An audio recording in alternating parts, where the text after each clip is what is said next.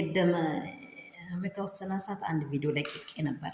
የምር በጣም የሚያስከፋ ነገር እንዳለው ጀርባው ላይ አውቄዋለሁ። ቡዜ አትተኛም ብያቸዋለሁ።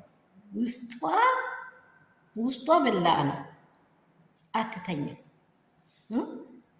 እኔ እንጃ ዘማሪም ያረጋታል፣ የሆነ ነገርም ያደርጋታል። እሷ የሚታነበው እሷ የሚታምነው አምላክ እንደዚህ አድርግ ይላል እንዴ? ትዳርን ፍቺ ትዳርን አስፈቺ ይላል እንዴ? እግዚአብሔር በቃሉ አንድ ሰው 7 ቢፈታ 77 ጊዜ ይቅርታ ተደርጎ ህይወቱን እንዲኖር እግዚአብሔር ቃል ይናገራል። ገብታችኋል? አሁንም ቢሆን ለሄርሜላ ምንድነው እስከ መጨረሻ ጥግ ድረስ ይሄዳለው እያለች የምር ቡዜ አንቺ አይምሮ ያለሽ ሴት ከሆንሽ ትክክለኛ ሴት ከሆንሽ ይሄ ትዳር ነው። ትዳር ላይ ወልደሃል። ከዚህ ሌላ ትዳር ላይ ስትሄድ ደግሞ ዘራችንን ቤተሰቦቻችንን ታሳድባለህ። እች ልጅ ጋር ያለኝ ፌሎሺፕ አቁም። በቃ ወደፊት አንተ በትዳሬ ላይ ታርቃይ ኑር የምትል ሴት ታላቅ እህት ለልጇ አክስት ነበረች ለልጁ። ሰላም ቤተሰብ እንደምንመሻቸው ሁሉ ሰላም ሁሉ መልካም ነው ወይ? እኔ ጋር ሁሉ ሰላም ነው። ዛሬ ቢዚ ሆኛለሁ በእውነት ቪዲዮ አይታችሁ ዝም አትበሉ።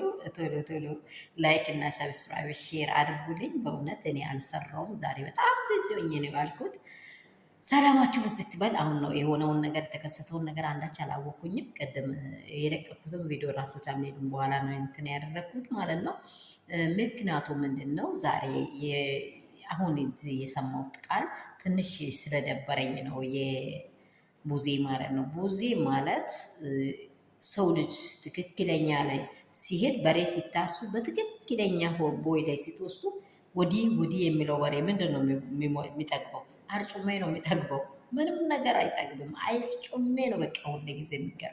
ግን አንቺ ከእግዚአብሔር ጋር የምትኖሪ ሴት፣ እግዚአብሔርን የምትፈሪ ሴት እንዲህ ማለት የለበትም። ሄርሜላ ያሰበችው ያህል እንኳን ራሷ ልታስበው አልቻለች ሄርሜላ። ምክንያቱም ህይወቷ ላይ ሰው እንዳለ እያወቀች ነው እንትን ያደረገችው። ሰው እያለ እያወቀች፣ ሰው እያለ እየሰራች ይህንን ነገር ይህንን ሀሳብ መፈጸም የለባትም።